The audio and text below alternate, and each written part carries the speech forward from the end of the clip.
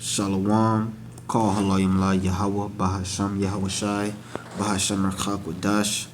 Double honors unto our apostles and elders of Great Millstone that rule well. Much peace and blessings to all you sons of Akim that's pushing this 100% truth with all sincerity, faith, and with charity. This is your brother Ash from the Great Millstone Miami Camp, coming back with another lesson through the spirit and power of Yahweh Bahasham Yahweh Shai. The Lord willing, this lesson is edifying.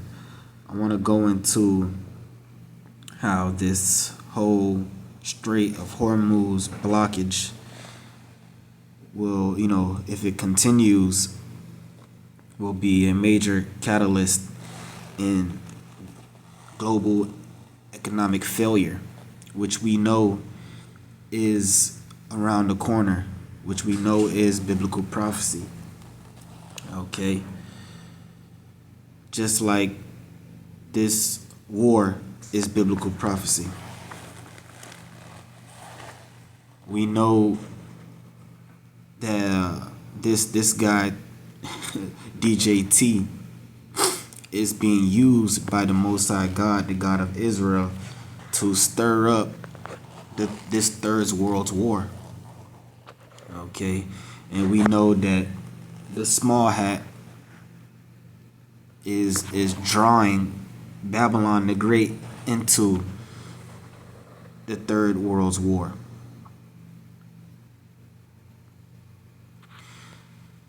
And we know that war causes a lot of fluctuations in the economy. Those who fund the war fund both sides of the war, which are the elite bankers, profit off of war, but a lot of the time the average everyday people lose. Okay, because during the time of war, trade slows or ceases, inflation increases, and the average everyday people feel the effects of it. They get the short end of the stick. And it's going to be no different with this war right now. And because of this blocking off of the Strait of Hormuz, it's about to get really bad. In particular with the oil prices, with the gas prices. Okay. Let's read this. This title says, "This will bring global economic. This will bring down global economy. Qatar's energy minister offers dire warning about Hormuz choke point chaos. Brent crude futures are on track for their biggest weekly gain since the early days of COVID." Right? COVID was a great example of how when trade stops, the type of effects that can have on inventories in the store. Remember when COVID started and the trade ceased, there was nothing in the stores. Remember how empty the shelves were? Certain items you couldn't find. And if you did find them, the prices were higher because the supply was lower. So the demand increased. A lot of things didn't return back to the shelves for months and months later. A lot of businesses went out. They couldn't keep up. They couldn't stay afloat. Right? And the effects of that trade ceasing and slowing down were felt for months and months, like even a year or two, the effects were still going down. So they're saying the crude futures are on track for the biggest weekly gain since the early days of COVID. And this whole war thing has only just begun. So they're telling you that it's having the same effects from COVID. So how much more if this thing continues, right? With the move now exceeding the 20% weekly spike at the start of the Russia-Ukraine war, as the U.S.-Israeli air campaign against Iran, Operation Epic Fury, has tipped the Gulf into an energy crisis, freezing commercial traffic through the Strait of Hormuz and pushing some regional oil and gas production offline. On Friday, Qatar's energy minister Saad Al-Kaabi told the Financial Times that the Gulf conflict could trigger a global economic shock, warning that continued fighting would force all Gulf energy exporters to halt output and could send Brent crude prices north of $150 a barrel. Damn.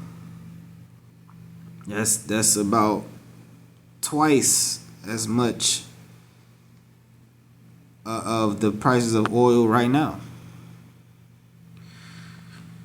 or twice as much as a barrel of oil just before this war started.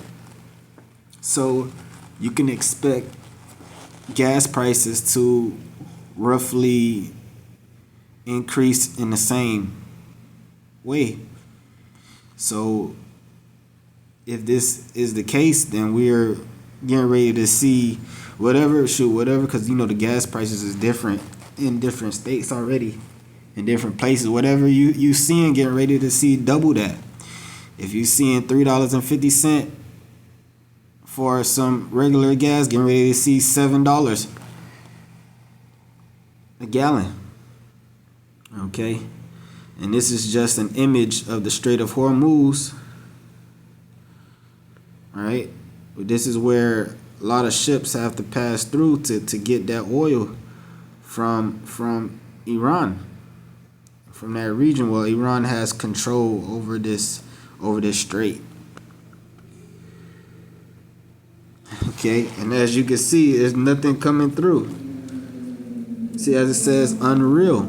You see all those ships docked. All the red, they just docked. They're not moving because they can't pass. Iran won't let them pass. Okay. It says, everybody who has not called for force majeure, we expect will do so in the next few days if this continues, which I looked up that term, force majeure. That's basically saying I can't fulfill on my end of a contract or an agreement due to reasons outside of my control. Okay, like war or natural disaster. So these shipping companies, these exporters, importers, they're basically defaulting on their agreements because they can't fulfill their agreement due to this strait blockage, man. It says Qatar is the world's second largest producer of liquid natural gas and was forced to declare force majeure earlier this week after IRGC drone strikes on its Ras Laffan plant. This will bring down the economies of the world, he warned. If this war continues for a few weeks, GDP growth around the world will be impacted. Everybody's energy price is going to go higher. There will be shortages of some products, and there will be a chain reaction of factories that cannot supply. Right, and we saw a preview of that during 2020, 2021, right? So we're getting ready to go back to that. Yet it's going to be even worse if this continues. Okay. It says, let me jump down. On Tuesday, we provided readers with the number of days of disruption needed in the Gulf area the Strait of Hormuz choke point to trigger actual panic. That is 25. So a little less than a month, right?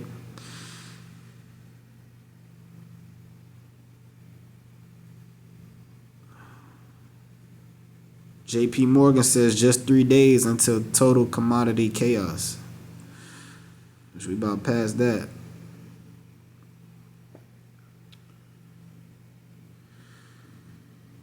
Okay, this guy right here, energy economist Anas Al-Haji,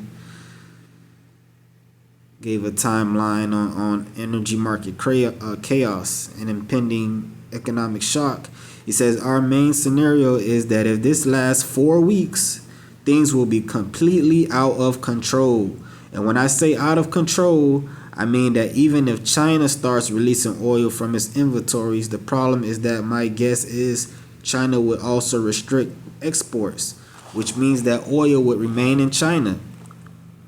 We were counting on that oil being in the market, and now it's not going to be in the market. Okay, and this what he said right here is good too. He says Al-Haji outlined critical questions. Is the war about Iran's nuclear program, or is something much larger at play? With Iran serving more as a trigger or for broader strategic objectives? Right, what's really going on? Because Israel and America knew that this Strait of Hormuz blockade would take place if they attacked Iran. Many times Iran has threatened to do, just that if they were attacked. So they knew this would be the outcome, yet they did it anyway. So what is really going on? Okay. Is this some type of engineered global economy attack? Is this more order out of chaos? Right? They're causing, strategically causing chaos on purpose. Right? The distinction matters significantly because the medium and long-term outcomes will look very different. Right? If these devils have a much deeper motive, which they always do, that means this is going to obviously take place for longer, which they're already saying that this war could take place for years.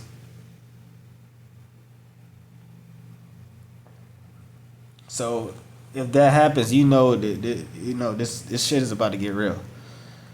Okay, should attention be focused narrowly on Iran's nuclear program and regime change, or should the situation be analyzed within the much wider context of China, trade wars and tariffs, AI competition, Panama Canal, Red Sea, Venezuela, Syria, and Greenland?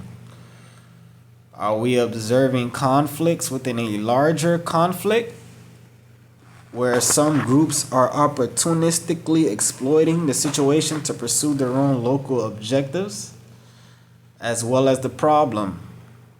The problem now is attacks that spark panic buying while Saudi Arabia cannot react. Thus, U.S. SPR price slot release is limited, and China might ban exports. Prices would go above $100 easily, but fear would contain demand growth, limiting the increase in oil prices. We cannot go back quickly to normal. It will take at least 2 months if the war stops tomorrow, and we know it ain't gonna stop tomorrow. And if it does stop tomorrow, it's gonna come back, because this is biblical prophecy. Okay, which you have leaders within the U.S. military telling soldiers that this is the war of Armageddon. Okay. Oh, look what it says. There are no signs at the moment that the conflict is nearing an end. In fact, there are reports that IRGC forces just hit a U.S.-owned oil tanker near Kuwait.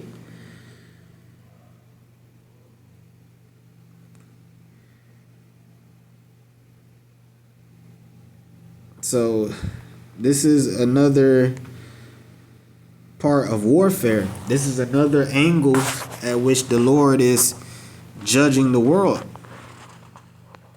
Okay. They got looked up some visuals of the Strait of Hormuz, right? They have to pass through that region. Oh, this is a much better. It's a better angle. See right here, they got to go inside of the Persian Gulf to get that oil from Kuwait or Iran or Qatar. Get that natural gas. But they have to pass from the Arabian Sea into the Persian Gulf. Past right here, the Strait of Hormuz. So if Iran blocked that off, that's a big problem for the world. Okay.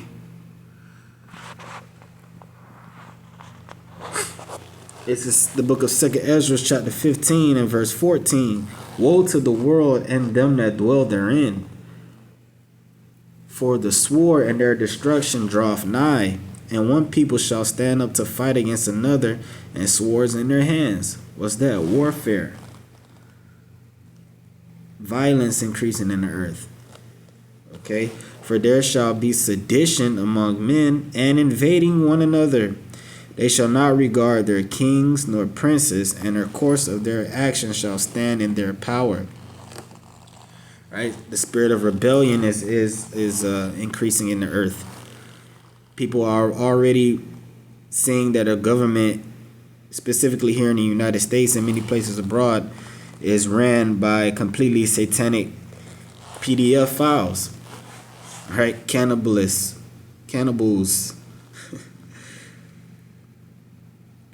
Completely demonic devils who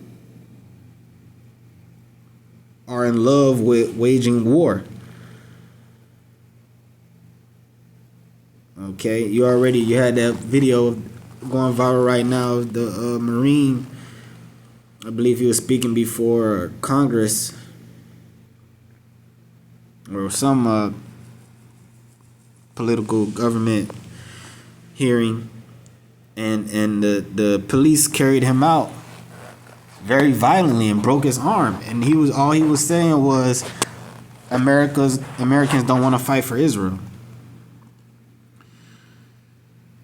And that same sentiment is growing within the entire population. Okay? So people are not in the so much of a docile state. They're waking up from a docile state. You got a lot of people that still sleep, but especially these Edomites. They not with the government, man. A lot of these MAGers, they're fed up with MAGA, man. You got a lot of them saying they're gonna vote Democrat, but a lot of them are just totally fed up with the system in general and ready to take matters into their own hands.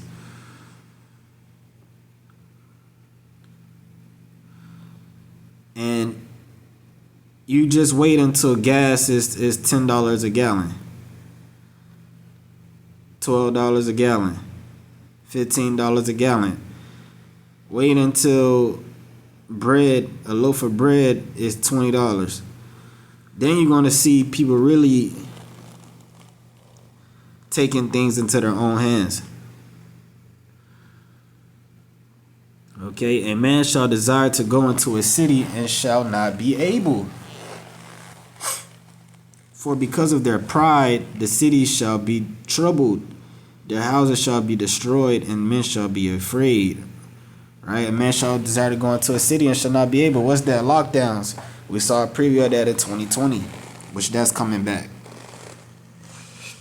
Okay. A man shall have no pity upon his neighbor, but shall destroy their houses with the sword and spoil their goods because of the lack of bread and for great tribulation. That's getting ready to take place.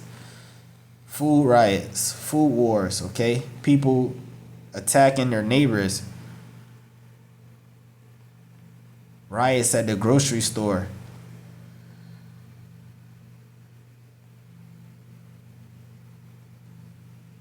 Because of the lack of bread. Okay, these things is getting ready to take place. Verse 20. Behold. Good morning. Hello. Verse 20. Behold, saith the Most High, I will call together all the kings of the earth to reverence me, which are from the rising of the sun, from the south, from the east, and Libanus, to turn themselves one against another and repay the things that they have done to them.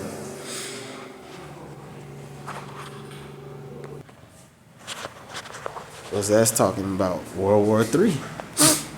World War. The Lord's gonna call all the armies from the whole globe to fight one against another. Showing you how all these things are linked, okay? War, famine, economic collapse, it's all linked together, and it's like a domino effect. So we seeing how one kicks off the next, showing you that it's all an agenda. It's all a part of the Lord's movie, all a part of the Lord's program that we're witnessing right now. Okay? So that's pretty much it. That's all I wanted to say. With that, I'm going to give all praise, honor, and glory unto Yahweh. Ba'ashem Yahushua, Ba'ashem Chapadash. Until the next one, Shalom.